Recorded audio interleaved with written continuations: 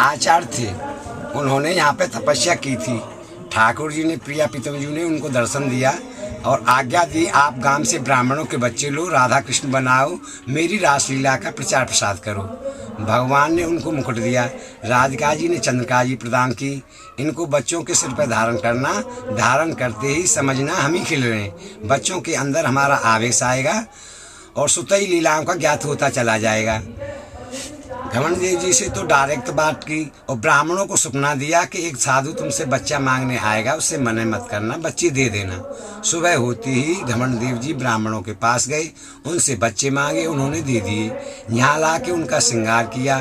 ठाकुर जी के दिए हुए मुकुट बच्चों के सिर पर धारण किए तो बच्चा अंतर्ध्यान हो गए, अलोप हो गए। घमंड देव जी घबरा गए, बताओ ब्रजवासी ब्राह्मणों को बच्चे कहाँ से वापस करूँगा, कैसे ठाकुर जी की लीलाओं का प्रचार प्रसार होगा। और कोई सहारा नहीं मिला। भगवान के भजन पे बैठे, भगवान प्रकट हुए। भगवान से कहा, महाराज आपके आदेश के अनुसार मैं ब्रजवासी ब्राह्मणों के बच्चे लाया, ला के यहाँ श्रृंगार किया, आपके दिए हुए मुकुट पहनाए तो बच्चा अंतर्ध्यान हो गए, अलोप हो गए। बताओ ब्रजवासी ब्राह्मणों को बच्चे कहाँ से वापस करूँगा, कैसे आपकी लीलाओं का प्रचार प्रसार होगा। फिर ठाकुर जी ने वो बच्चे प्रकट किए। फिर यहाँ पे रास हुआ। ठाकुर जी की आज्ञा हुई, प्रचार प्रसार का काम ब्राह्मणों को सौंपो, यहाँ के जगह जगह जाके प्रांतों में प्रचार करेंगे। तो करहला के ब्राह्मण मंडली बना के दतिया डिस्ट्रिक्ट में ले गए थे, एमपी में। दतिया वाले राजा बोले कि जैसे कृष्ण भगवान ने द्वापर में नागनाथ था ना, उसी प्रकार हमको नागनाथ के दिखाओ, नहीं हम आपको जेल में बंद कर देंगे।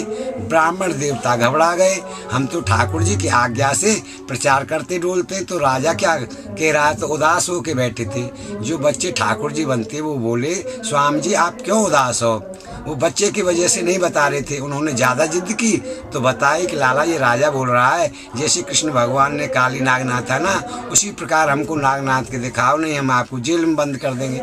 वो ठाकुर जी बनते वो बच्चा बोले कि आप चिंता मत करो, राजा से कह दो आज नागलीला ही होगी। तो ब्राह्मणों ने जाके बोल दिया कि महाराज आज नागलीला होगी। तो राजा ने जो सर्प पकड़ते उनको बुला के अपने तालाब में बहुत बड़ा अजगर सर्प छुड़वा दिया। शाम को रासलीला हुई।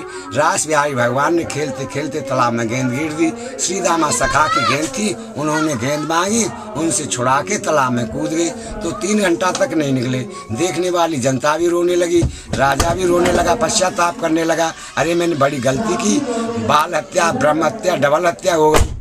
तो 3 घंटा बाद जैसे कालीन दह में से काली नाग पर कृष्ण भगवान निकले ना, उसी प्रकार रास बिहारी भगवान उस तालाब में से सर्प के ऊपर निकले। तो राजा ने 5.25 किलो का सोने का मुकुट इनाम में दिया। वो मुकुट अब भी है, मथुरा लॉकर में जमा देता है। उतरत भादों लगत क्वार की पूर्णिमा आती है, जिससे पितृपक्ष चालू होती है, उस दिन यहाँ आता है, महारास लीला होती है, साधु संतों का विशाल भंडारा होता है। राधे राधे। राधे राधे। आपका नाम और फोन नंबर? राधे राधे।